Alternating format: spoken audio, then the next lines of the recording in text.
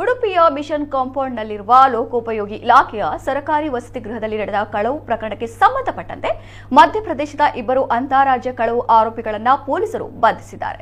ಮಧ್ಯಪ್ರದೇಶದ ಬಂಗಡ ಯಾನೆ ಬಾಂಗು ಯಾನೆ ರಮೇಶ್ ಜವಾನ್ ಸಿಂಗ್ ಮತ್ತು ಕಾಲಿಯಾ ಯಾನೆ ಕಾಲು ಬಂಧಿತ ಆರೋಪಿಗಳು.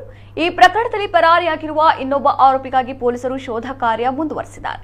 ಬಂಧಿತ ಆರೋಪಿಗಳನ್ನು ನ್ಯಾಯಾಲಯಕ್ಕೆ ಹಾಜರುಪಡಿಸಿದ್ದು ನ್ಯಾಯಾಂಗ ಬಂಧನ ವಿಧಿಸಲಾಗಿದೆ.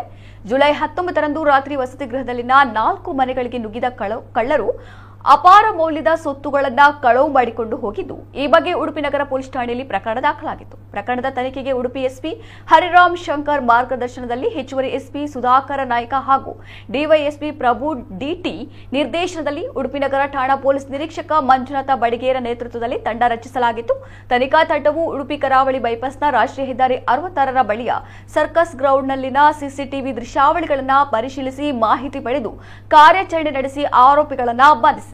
ಬಂಧಿತರಿಂದ ಬೆಳ್ಳಿಯ ಆಭರಣಗಳಾದ ಕಾಲುಗೆಜ್ಜೆ, ಸೊಂಟದ ನೇವಳ, ಕೈಬಳೆ, ಕಾಲುಂಗುರ, ಸೊಂಟದ ಪಟ್ಟಿ, ಬಟ್ಟಲು, ಕಡಗ ಮತ್ತು ಬ್ರಾಸ್ಲೆಟ್ ಸೇರಿ ಒಟ್ಟು 80,970 ರೂಪಾಯಿ ಮೌಲ್ಯದ 681.83 ಮಿಲಿಗ್ರಾಂ ಬೆಳ್ಳಿಯ ಸೊತ್ತು, 4,250 ರೂಪಾಯಿ ಮೌಲ್ಯದ 470 ಮಿಲಿಗ್ರಾಂ ಚಿನ್ನ ಹಾಗೂ 1,700 ರೂಪಾಯಿ ನಗದನ್ನು ವಶಪಡಿಸಿಕೊಳ್ಳಲಾಗಿದೆ.